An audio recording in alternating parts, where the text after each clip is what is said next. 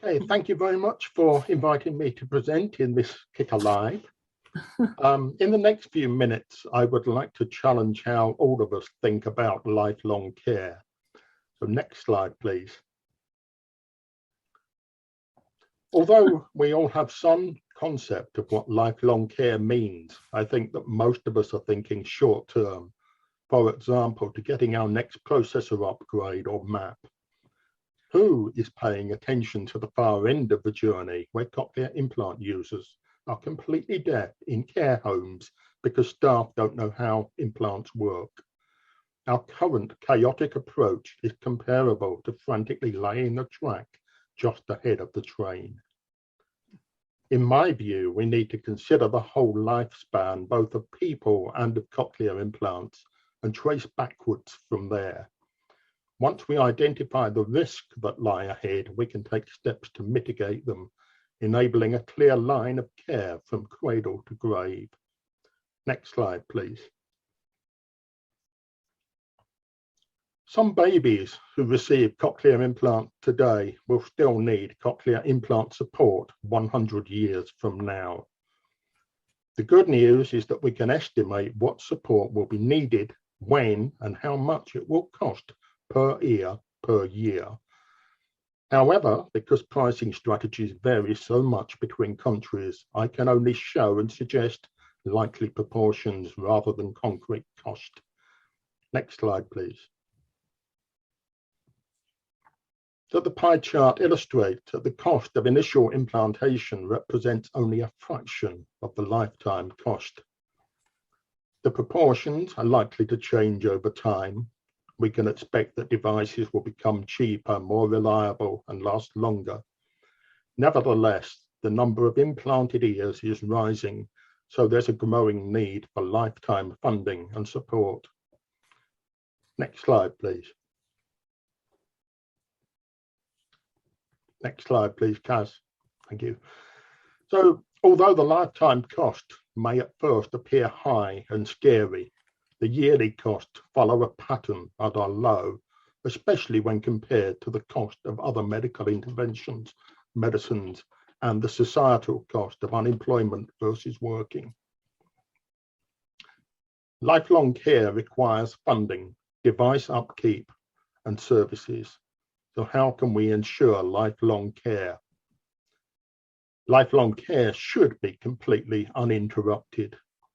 As it is, we know that devices will fail and rarely fail at a good time.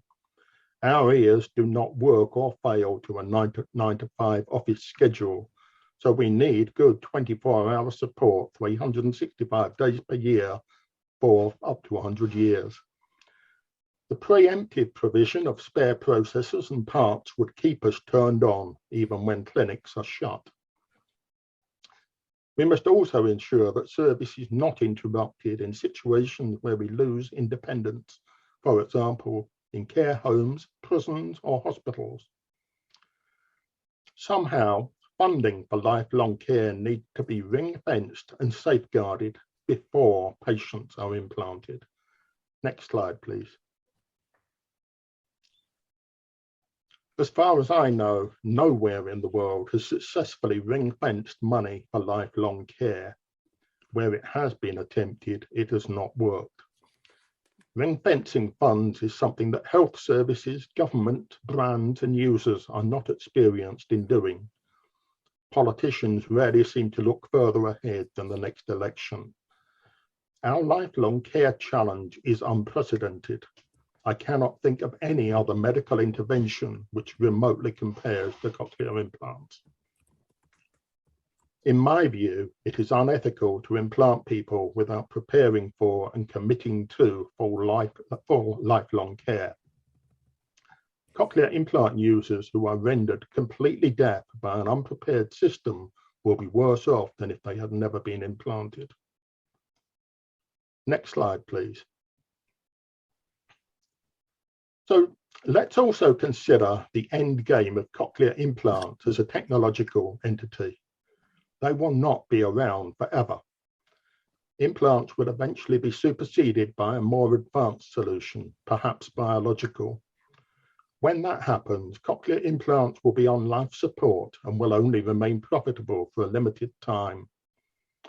Let's imagine that one baby, we'll call her Zita, will be the very last infant recipient of cochlear implants in the world.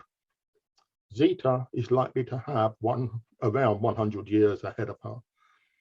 Who will support Zita for her whole life once the technology is obsolete and the implant companies have fallen by the wayside? What can we do now to ensure that Zita and existing implant users will get lifetime support? Undoubtedly, there's safety in numbers. The more implanted ears there are, the longer it is profitable and practical to provide support. This is another good reason why we should reach the 19 out of 20 people who don't already have implants, as well as to bilaterally implant as a matter of routine. Another issue which we should consider is the divergence of technology between the brands. Initially, the brand's implant offerings were so similar that there was little to choose between them. Now there is difference, effectively leaving users to choose between which features not to have. We must make compromises and then live with our choice of brand for life. So how can we ensure that brands are inspired to innovate while simultaneously providing the best hearing outcome to all users? Is divergence really in our best interest? While I wish all of the brands every success, some will eventually fail and leave the scene, just like Philips did 2 decades ago, negatively impacting existing users. So how can we be prepared for when companies fail? I think the best solution would be the adoption of open source common standards like we have for mobile phones to ensure compatibility and interoperability of systems. Even the very best laid plans can unfold. Globally, it stands to reason that over the course of the next century, we will see wars, natural disasters, shifting borders, pandemics, and an ever-changing attitude towards people with disabilities. All of these things threaten the safety net that we create for lifelong care. On a local level, it's all very well to say that a certain city has a really excellent approach to lifelong care. However, that is only useful if the cochlear implant user already lives in that city and never wants to leave that city. Lifelong care should not tether the user to a county or country. Implants are meant to equip people to live normal lives, and that should include the possibility to travel freely wherever and whenever, be it for work, adventure, or love. With that in mind, perhaps we need some kind of central, highly regulated fund into which one-off lifetime payments are paid at the time of implantation.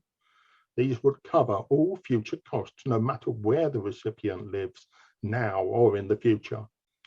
How such funds would be regulated and not raided, I don't know. But pensions follow that idea, and generally they tend to work.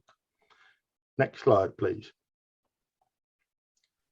None of us will be alive 100 years from now to see whether we have taken the right path, but I hope that our descendants will be able to look back and see that we at least tried to take the right steps at this end of the journey. Keep your eyes on the horizon and plan ahead. Thank you. Thank you very much, Robert. Wow, the issues that you've brought up there and kept throwing at us, huge issues for planning ahead. Some interesting comments in the chat room, Brian. Yeah, I think we should have given seatbelts for that presentation. Truly radical thinking there. And I think one of the big issues that came out from that, Robert, was where people have said they've tried to ring fence funding. It hasn't worked in the past. I'm just wondering what you think will give it more chance of working in the future.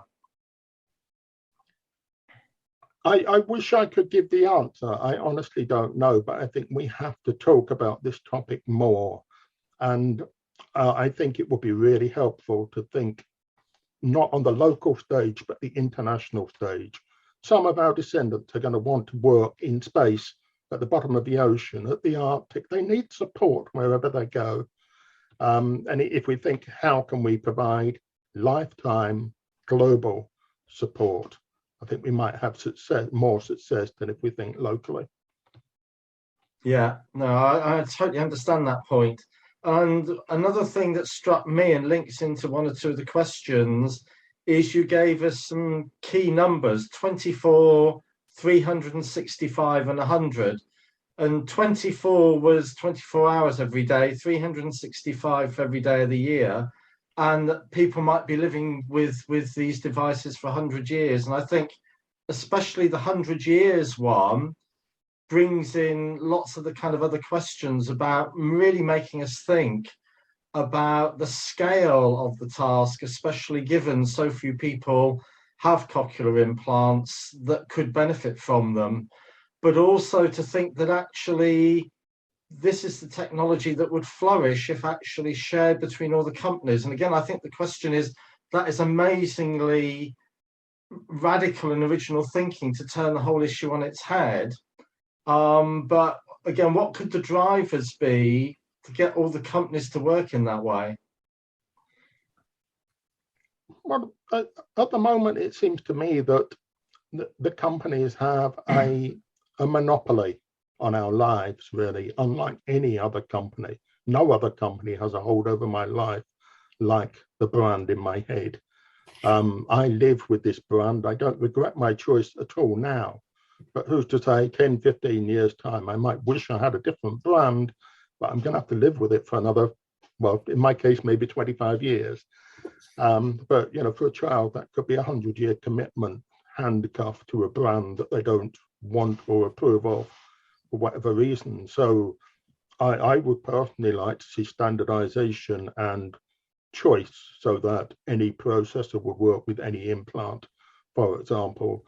Or if we look at a model like mobile phones where the hardware is identical, but I choose what app I want. So I could have, you know, cochlear streaming service and advanced bionic translation service, whatever apps I wanted.